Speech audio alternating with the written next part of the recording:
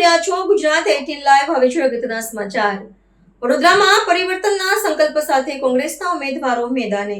વડોદરાના સર્વાંગી વિકાસ અને જનહિતના લક્ષ્ય સાથે વોર્ડ નંબર 15ના કોંગ્રેસના નિષ્ઠાવાન ઉમેદવારોએ વિજય વિશ્વાસ સાથે પોતાની ઉમેદવારી નોંધાવી છે. નીલમબેન શ્રીવાસ્તવ, પારુલબેન પટેલ, રાજેન્દ્રભાઈ બારોટ અને આશીષભાઈ જોશીએ ભવ્ય રેલી સ્વરૂપે કલેક્ટર કચેરી પહોંચી ફોર્મ ભર્યું હતું. આ રેલી દીપક શ્રીવાસ્તવની ઓફિસથી શરૂ થઈ હરિયાળી હોટલ, વાઘોડિયા રોડ અને ગાજરાવાડી જેવા વિવિધ વિસ્તારોમાં ફરી હતી, જ્યાં ઠેર ઠેર જનમતનીએ બદલાવના નાદ સાથે ઉમેદવારોને વધાવ્યા હતા.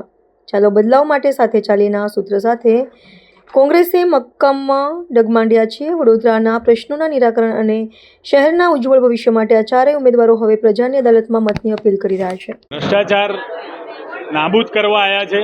ભ્રષ્ટાચાર નાબૂદ કરવા માટે આજે ફોર્મ ભર્યું છે. અમને વોર્ડ 15ની જનતાએ ખૂબ આશીર્વાદ સાથે કીધું છે કે આશીષભાઈ, તમે સત્યની સાથે રહ્યા છો એટલે અમે તમારી સાથે રહીશું. પક્ષ કોઈ પણ હોય પણ પ્રજાના સેવક તરીકે તમે કામગીરી કરી છે અને કરતા રહ્યા છો. અમે અમારી આખી પેનલની જીતની આશા વ્યક્ત કરીએ છીએ. આ શહેરમાં થયેલા ભ્રષ્ટાચારને આવનાર દિવસમાં અમે દૂર કરીશું. વોર્ડ નંબર 15માંથી અમે કોંગ્રેસ પાર્ટીમાંથી ઉમેદવારી નોંધાવી છે. અમારી પૂરી પેનલ 4, એમાં હું નીલમ શ્રીવાસ્તવ નિગમ, આશીષભાઈ જોશી, રાજેન્દ્રભાઈ બારોટ અને પારુલબેન પટેલ, અમે ચારેય આજે અહીંયા આગળ ઉમેદવારી નોંધાવી છે. અંદર બોલો, એક મિનિટ, અંદર ઓફિસમાં.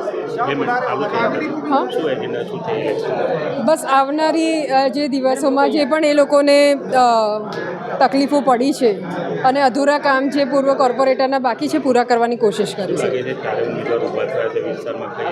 ભવ્ય જીત છે ને જીતવાના છે. જનતા અમારી સાથે છે ને જનતાનો પ્રતિસાદ બહુ જ ઘણો સારો છે અને માતાજીના આશીર્વાદથી ઉમેદવારી પત્ર ભરવા આવ્યા હતા.